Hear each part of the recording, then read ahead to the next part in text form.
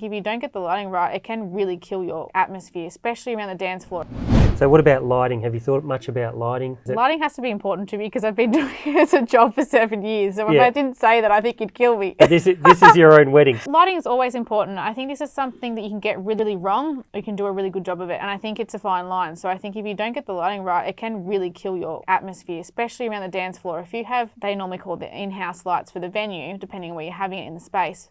If they don't dim or they're all bright, they're either on or off or whatever it is, and the dance floor's lit up like a Christmas tree, no one will dance. Yeah. No one wants to be on that dance floor when Absolutely all the right. lights are on and they feel like they're on a show. It's just not what people want to do. So at night time, I just want it to be really like a nice glow. I don't want it to be bright at all. Yeah, so more moody then. Definitely more moody and definitely making sure that that dance floor is not bright at all. So have you actually checked to see if the in-house lights can be dimmed, or is that something you still so do? it's a question I asked. They can be dimmed inside, which is good. Just depends on what other lights I bring in. Like if I do fairy lights, festoons, up lights, party lights for the dance floor, whatever we decide to do, we'll definitely do something in those spaces. So probably we'll have the venue lights dimmed regardless, maybe half and then maybe further down later on. Yeah. But just enough so people can still see, and if the people that want to get away from the dance floor can go sit somewhere where it's still a little bit brighter. Yeah, so will you be having party lighting as well, or? I'll probably have party Bit of both? lighting. I'm thinking maybe for more moving heads than I am party lights, but just something that's movement. You need to have something, because if you don't have any movement in those areas, then it does make it a bit more difficult to get people on the dance floor. Yeah,